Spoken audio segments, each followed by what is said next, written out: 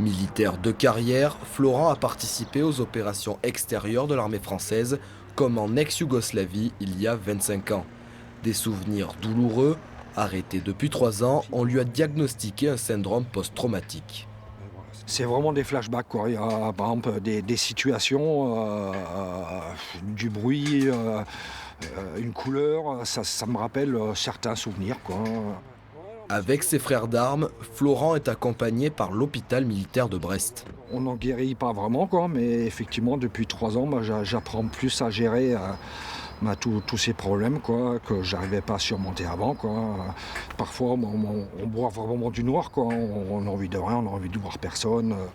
Ce choc psychologique concerne la grande majorité des blessés de l'armée de terre, entre 250 et 300 chaque année selon l'état-major. Tiens, ça va Florent? Philippe? Ouais. Tranquille? Bon, tout va bien depuis l'autre fois? Voilà. Depuis 1993, la CABAT, cellule d'aide aux blessés de l'armée de terre, se soucie du sort de ses soldats. On est passé de pas grand-chose à plein de choses, quoi. C'est-à-dire que nous, quand on rentrait de mission, on n'avait pas de sas de décompression, on n'avait pas déjà une reconnaissance. Cette blessure, elle est comment dire, ce qu'on appelle souvent la blessure non apparente, on dit invisible. Et c'est un parcours qui est assez long. Et ça peut être, le syndrome peut survenir 3, 4 ans, 10 ans après.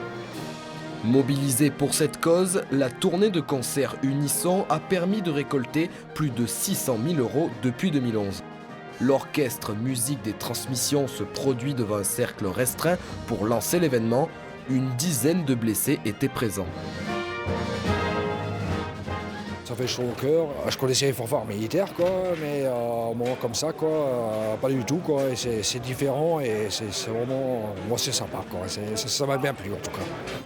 En 10 ans, Unisson, c'est 77 concerts et 50 000 spectateurs. La première date 2020 en Bretagne, à Plohermel, début mars.